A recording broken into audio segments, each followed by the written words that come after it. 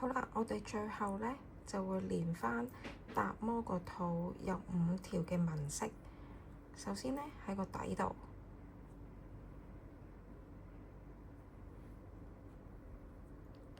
吉呢個位，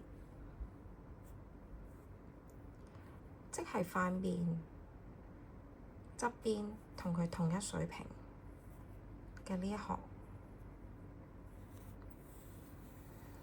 咁呢，多數都會用金色或者銀色線嘅，咁我呢就會用白色線去亂嘅，因為咁樣就會明顯知道點樣亂。然後呢，2個針，1、2，同一行穿過去，金色線頭。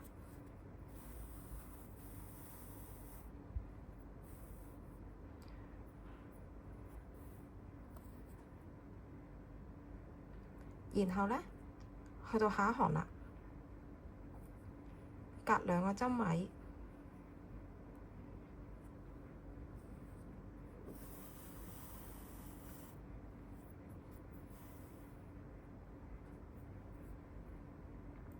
，1、2、3，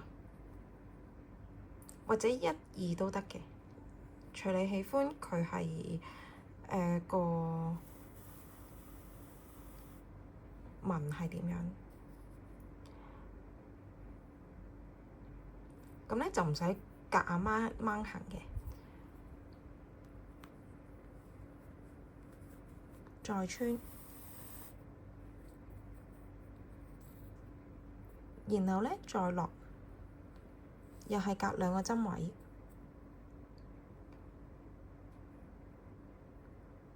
，1、2。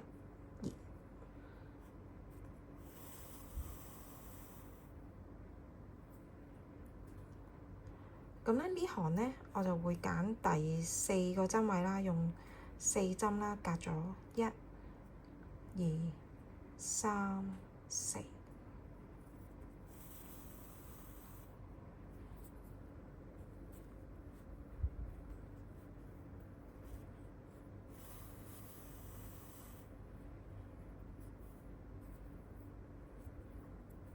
再落啦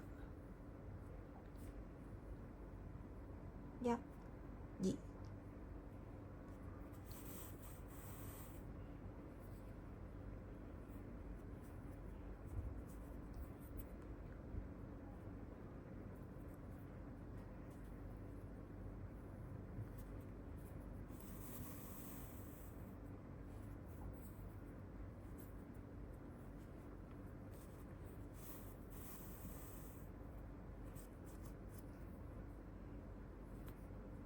去到最尾呢，就係同另一邊嘅面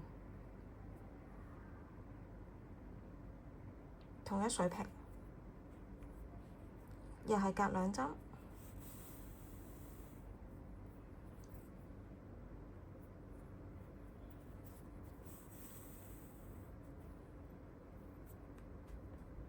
穿幾多條都得嘅，即係穿住幾多條線都得嘅。咁視乎呢線嘅粗幼啦。如果係金色線或銀色線呢，線呢就會幼啲，咁變咗你圈每一個紋呢就會多啲。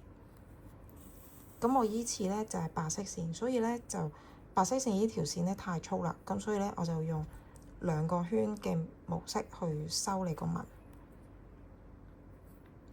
然後呢，求其喺另一度地方個線穿出去。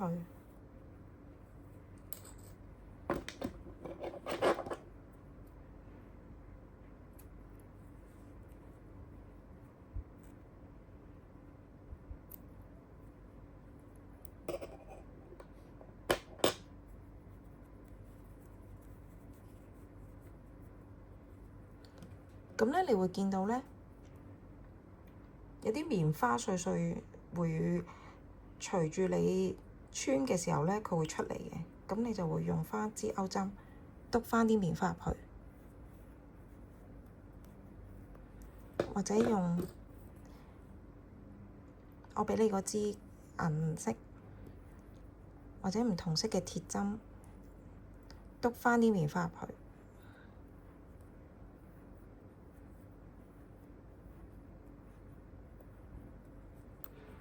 然後咧，再 adjust 下，究竟佢嗰啲棉花究竟會唔會攬埋一住啊，或者唔平均？咁你就可以咁樣撩鬆入邊啲棉花，令到入邊嘅棉花咧就平均啲，冇一嚿嚿。